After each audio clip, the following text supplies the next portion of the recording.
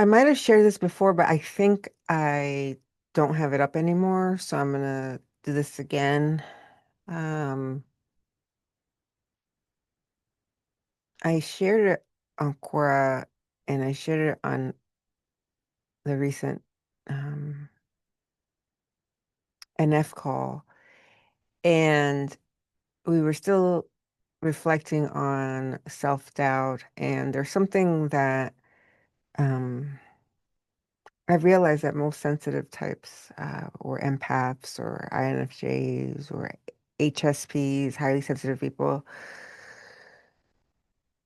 I find that it was probably helpful. And before I present what I typed up from a book I read years ago, I 10 years ago, I went through a thing where I was going through a really stressful situation, and I thought I was having some heart issues.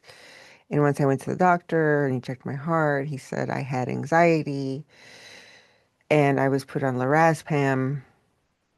He he he shared to only take the medication where I think I'm stepping into anxiety inducing anxiety inducing situations. So I would usually take it to help me sleep on Sunday and then Monday morning. And I did that.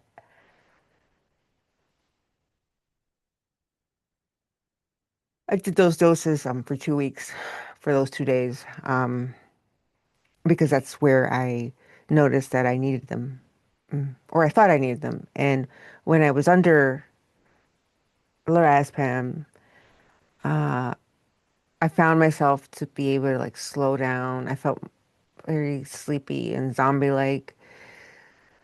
But what I noticed mentally was that um, I wasn't energetically swallowed up by what I thought was what I perceived as anxiety inducing. Yeah, so here we are 10 years later. And when I was able to see that being energetically, um, being an antenna or a sponge or whatever you want to call it, it is something to process. Uh, a lot of times I had to ask myself not what is wrong with me, but who is wrong with me. And that's where return to sender came into play.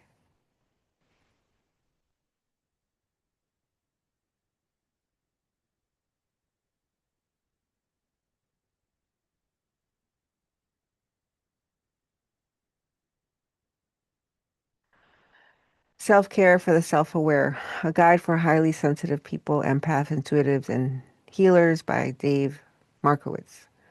One technique that comes up in the return to sender exercise.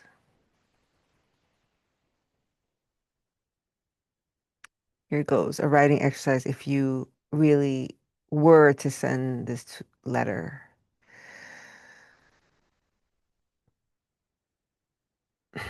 You may not know right away who or what to work with, and that is okay. Sometimes just by beginning the exercise, things become clearer.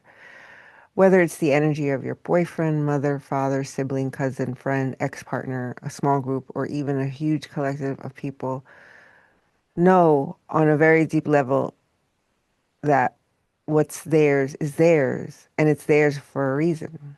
They need it. Whether this baggage is that of a person who is still alive or someone who is out of their corporal form, it is still theirs to deal with, not yours.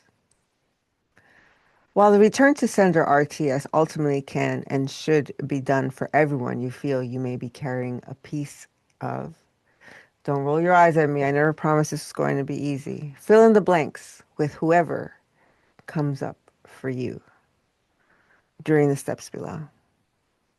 Dear, thank you for coming to me in this way at this time. I am now fully aware that I have been carrying your fill in the blank, pain, illness, fear, anger, grief, stress, etc. in my fill in the blank, back, shoulder, lungs, life, etc.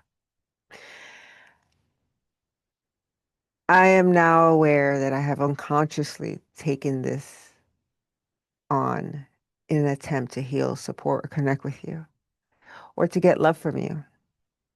This was something I decided when I was younger that worked to some degree, but no longer does. In fact, it has become an insoluble challenge.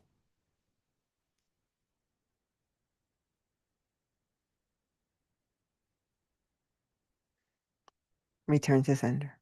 It's just like when you get a wrong piece of mail, it returns to sender. You don't open it up, you don't go through it. It wasn't addressed to you. And even if it was,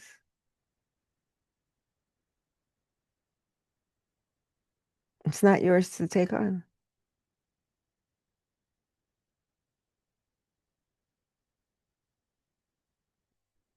All the best.